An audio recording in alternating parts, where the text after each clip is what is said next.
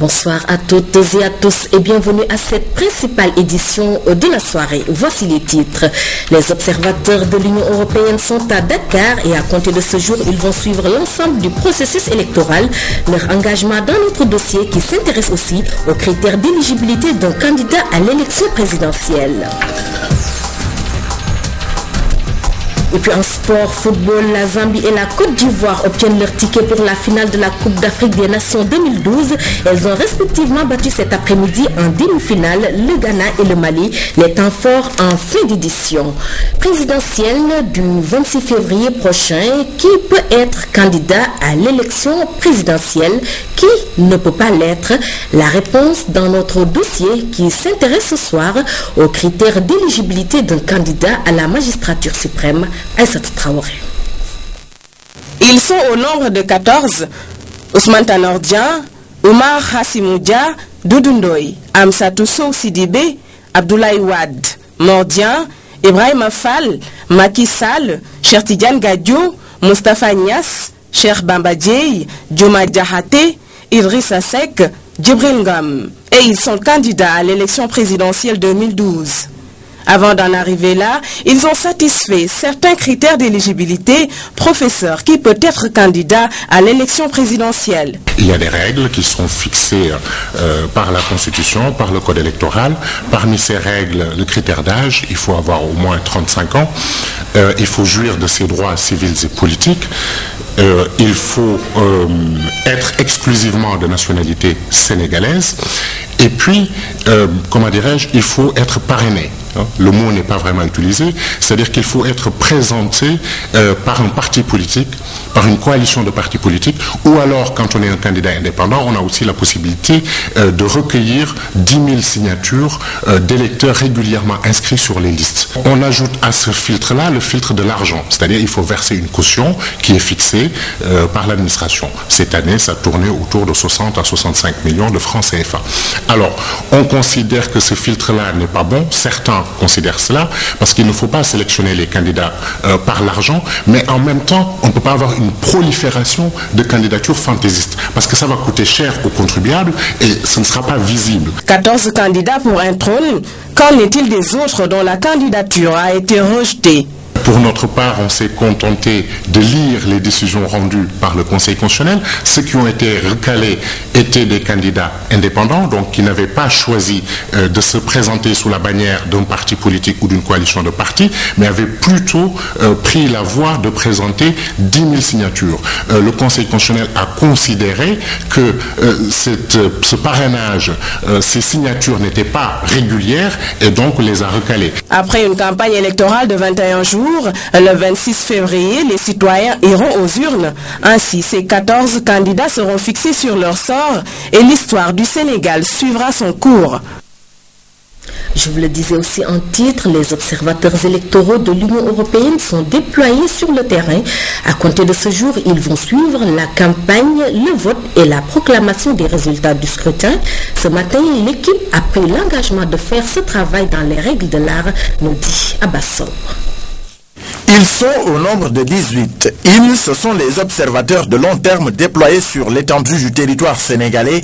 Ces observateurs ont une mission bien précise pour cette prochaine présidentielle de février 2012. Maintenant qu'ils sont formés, ils sont prêts pour nous donner toutes les informations spécifiques département par département qui vont nous aider dans l'analyse, dans notre analyse pour tirer nos conclusions prochainement.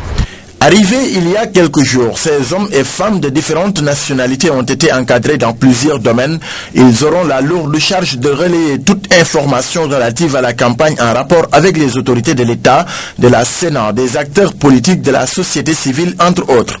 Ils vont rencontrer tous les acteurs politiques, toutes les institutions de l'État et aussi toutes les institutions électorales concernées par ce scrutin. Donc les préfets, les sous-préfets, les CEDA, les acteurs politiques en général, les candidats s'ils sont des passages pendant la campagne électorale, la société civile, les observateurs nationales et les observateurs aussi s'il y a des collègues internationaux qui sont présents. Donc on cherche vraiment à découvrir tous les domaines de l'observation et du processus électoral. Et donc quels sont les domaines dans lesquels ils ont été formés et encadrés? notamment en matière du cadre juridique, du cadre électoral, environnement des médias, la situation politique au pays, là aussi la méthodologie sur l'observation. Dans le rôle d'observateur, 38 vont se joindre à cette équipe dans les prochains jours. Pour une première mission, l'Union européenne n'a pas lésiné sur les moyens. La transparence a un coût. Nous passons à l'éducation pour parler d'une meilleure implication des collectivités locales dans les domaines de l'éducation et de la formation. C'est l'objectif de la convention de partenariat qui vient d'être signée entre le ministère de l'Éducation et l'Union des associations des élus locaux du Sénégal. El Hadj Ndiaye nous fait le compte-rendu. Pour une meilleure prise en charge de la compétence éducation par les collectivités locales, le ministère de l'Éducation s'est engagé dans une dynamique de partenariat.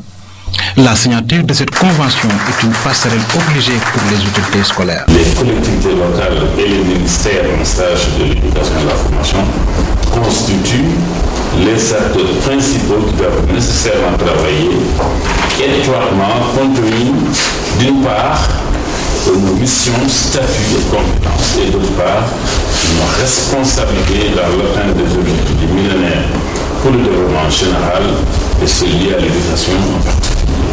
Cette rencontre a permis aux différents participants d'avoir une meilleure compréhension du contenu de la table de concertation, mais aussi et surtout des termes de référence de la convention de partenariat. Monsieur le ministre, il faudrait que nous trouvions également les moyens pour que la concertation à la base, au niveau des inspecteurs d'académie, au niveau des IA, que nous puissions également avoir des cadres de concertation sur la carte scolaire. Très souvent, il y a quelques difficultés, quelques divergences et des retards d'information. Et ces tables de concertation devraient permettre à l'ensemble des acteurs, aux syndicats, aux enseignants, aux parents d'élèves, aux élus et aux représentants du ministère de pouvoir partager, et surtout dans le domaine de la planification. Pour le ministre de l'Éducation, le Sénégal est dans une étape d'évaluation du PDF et de programmation d'une nouvelle politique d'éducation. Khalidou Diallo a saisi l'occasion pour saluer l'engagement et la détermination des élus locaux du Sénégal. El Hadj Ndiaye, l'école Sainte-Bernadette de Thiès élargit son domaine d'action. De nouveaux blocs administratifs et pédagogiques y ont vu le jour. Coût des réalisations, plus de 100 millions de francs CFA. Ibrahim Ndong. Elle a fait de la teranga sénégalaise la sienne. L'ONG Hand for Africa n'a pas lésiné sur les moyens pour la construction de ces nouveaux locaux de cette école. Sur un coût global de 123 millions, l'ONG helvétique a contribué à hauteur de 109 millions de nos francs.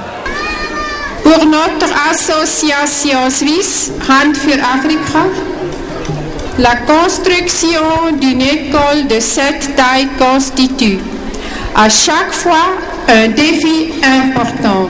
Chère Madame Benz, quel plaisir de vous accueillir ici, vous avec les membres de votre association. Quelle joie, car c'est maintenant en votre présence que nous pouvons vous adresser tous les remerciements que votre aide précieuse mérite. En plus d'être instructive, cette cérémonie d'inauguration des blocs administratifs et pédagogiques a également été festive.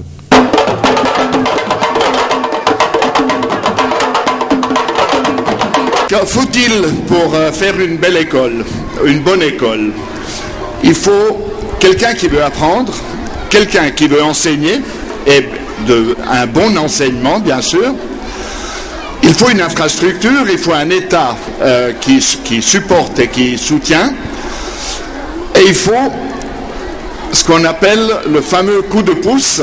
Votre ONG, Hand for Africa, s'illustre avec amour dans les œuvres sociales, particulièrement dans l'éducation et la prise en charge des plus démunis.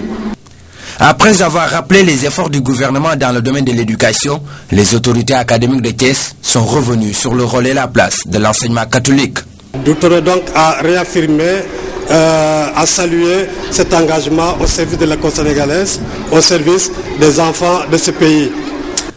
Les élèves de Sainte-Bernadette ont gratifié le public d'un bon spectacle, mais auparavant les drapeaux suisses et du Sénégal étaient à l'honneur. Reste à souhaiter un avenir radieux aux enfants sous l'ombre de ces deux symboles.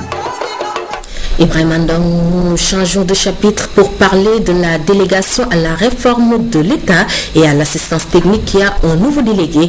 Il s'agit de Momar Alindiaï, désormais ex-secrétaire général adjoint du gouvernement. Il remplace à ce poste Abdou Karim Lo. La passation de service s'est tenue hier en présence de notre reporter Aranda. Momar Alindiaï a du vécu dans l'administration publique. Il a travaillé dans plusieurs institutions dont le ministère de l'économie et des finances, la délégation à l'informatique de l'État, le secrétariat général du gouvernement.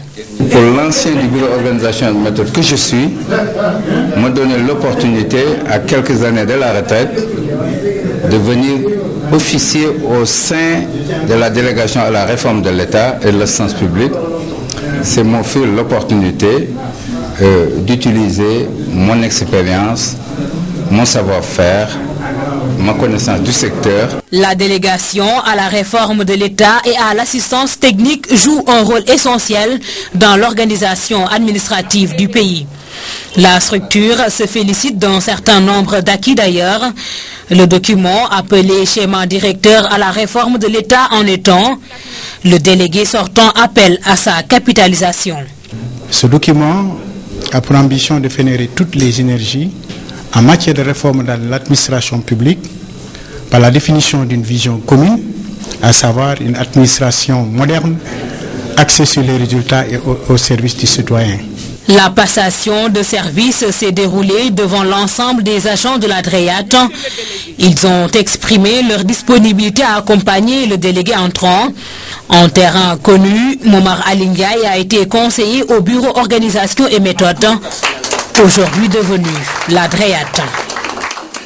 Encore une ambulance offerte par l'ONG Mouvement pour la Solidarité Internationale. Cette fois-ci, c'est le village de Garki, situé dans la région de Louga, qui a bénéficié du don. Hamidou Diop. Sous le baobab de la mythique place du village de Garki, les populations attendaient l'arrivée de cette ambulance. Fini maintenant les soucis d'évacuation sanitaire, les villageois et l'infirmière chef de poste ont pris la parole pour revenir avec insistance sur l'utilité de ce don. Le sous-préfet s'est vivement félicité du geste. Selon lui, ce don ne fait que renforcer les efforts de l'État. Pour l'ONG donatrice, c'est le culte de la solidarité qui est perpétué. Quant aux populations, elles n'ont cessé de répéter à quel point cette ambulance médicalisée va les soulager. Elles ont promis de veiller strictement à l'entretien. L'actualité hors de nos frontières en Syrie. Bachar al-Assad poursuit ses bombardements. Malgré les promesses faites à Moscou, les miliciens du régime auraient tué 3 familles entières la nuit dernière. Des habitants paniqués dans un champ de ruines. Depuis 5 jours maintenant, les obus semblent s'abattre quasiment sans interruption sur la ville de Homs.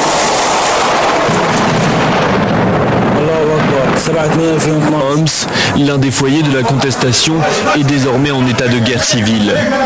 Le quartier le plus touché se trouve au sud de la ville, Bab Amr. Certains habitants filment discrètement les chars de l'armée régulière positionnés dans les rues. Les bombardements auraient encore fait ces dernières heures des dizaines de morts. Les blessés, eux, sont soignés dans des dispensaires improvisés. Mais la population manque de médicaments et d'appareils médicaux. Ici, personne n'est épargné, même pas les enfants. C'est un soldat qui a tiré sur moi. Un sniper qui était positionné sur le toit et qui m'a tiré dessus. Dans un hôpital du nord de la ville, plusieurs nourrissons seraient morts dans leur incubateur à cause d'une panne de courant. Des tirs nourris touchent aussi d'autres quartiers au nord et à l'est. L'Observatoire syrien des droits de l'homme parle de 3 familles entières assassinées dans la nuit par des miliciens du régime. Des informations toujours difficiles à vérifier. De son côté, la télévision d'État diffuse quelques images de voitures brûlées et de bâtiments abîmés. Le discours est toujours le même. Selon les autorités, des groupes terroristes sèment le chaos pour empêcher le régime de mener des réformes. Nous revenons chez nous et à quelques jours de la célébration du Gamou de Ndiassane, le ministre d'État Aïda Mbodj s'est rendu dans la localité. Elle a été reçue par le Khalif général qui a profité de l'occasion pour prier pour la paix et la stabilité sociale au Sénégal. Pabouna Tchao. Le ministre d'État, ministre de la Famille, des organisations féminines, de l'enfance et de la petite enfance a été reçu avec amabilité à Ndiassane par le calife lui-même. Aïda Mbodj est venue sacrifier à une tradition, comme elle a déjà fait pour tous les foyers religieux du pays. Elle apporte sa contribution pour le bon déroulement du Gamou de Ndiassane. Je suis venu voir Serigne Ndiassane qui, au-delà de son statut de calife général de Ndiassane, est comme mon père. Je l'ai considéré comme mon père et il me le rend très bien. C'est ce qui explique ses propos de tout à l'heure, des propos qui me rassurent à plus d'un titre, qui rassurent ma délégation, mais des propos aussi tenus à l'endroit de M. le Président de la République pour le rassurer. Le religieux a beaucoup apprécié les actions entreprises par l'État dans sa localité. Il n'a pas manqué de donner des recommandations, des prières à formuler, à savoir 311 Bismillahirrahmanirrahim, 11 Salatu al-Nabi pour la préservation de la paix et de la stabilité sociale dans le pays. Je suis sûr que tout le monde prie pour la paix, mais je voudrais encore une fois, en tant que ministre de la Famille, lancer un appel. S'il n'y a pas de paix, ce sont les familles qui vont en souffrir. Et je prie la pleine mesure de mes responsabilités dans ce contexte. Et je continue de parler aux femmes qui doivent refuser d'envoyer leurs enfants à des personnes qui ne se soucient pas du devenir de leurs enfants. Pour rappel, le Gamou de Ndiassane est prévu une semaine après la commémoration de la naissance du prophète Mohammed. Paix et salut sur lui. Nous en venons au sport maintenant. Football, Coupe d'Afrique des Nations, demi-finale. La Côte d'Ivoire se qualifie donc en demi-finale de la CAN. Elle a pris le dessus sur le Mali. Score 1-0. Les Ivoiriens sont finalement les seuls favoris à avoir tenu le rang. La Côte d'Ivoire n'avait plus atteint ce stade depuis 2006. La Zambie aussi se qualifie pour la finale de la Coupe d'Afrique des Nations. Cela ne leur est plus arrivé depuis 18 ans. Les Zambiens ont éliminé les Black Stars du Ghana lors d'un match à rebondissement. Ils déjouent ainsi tous les pronostics qui voyaient déjà le Ghana en finale. Temps fort avec El Hadj Thierno Dramé. La CAN des surprises, en voici une autre. Exit le Ghana, autre grand favori de la CAN. Les Zambiens vous saluent au rythme du haka néo-zélandais. Issue improbable d'un match qu'Asamoah-Gyan pouvait vite résumer. Après 6 minutes de jeu, les Black Stars obtiennent un penalty litigieux. Mais Gyan ne sait décidément pas répondre présent au grand rendez-vous. Il rate son penalty. Le souvenir d'un certain quart de finale de Coupe du Monde refait surface. Aussi déjà un tournant dans cette rencontre. Et oui. Dominés dans le jeu, les Chipolopolo ne réagissent qu'à la 31e minute. Kalaba se joue des défenseurs ghanéens et sert Katongo qui ne cadre pas son tir. 0 but partout, c'est le score à la mi-temps. Dès la reprise, Jordan Ayou se signale, mais sa frappe est stoppée par Mouene. À la 70e, le capitaine John Mensah sort sur blessure. 7 minutes après, Mayuka entre en jeu à la 45e et à la conclusion d'une action rondement menée. Il place un tir en pivot à l'entrée de la surface et avec l'aide du poteau, bas, Kouarassé.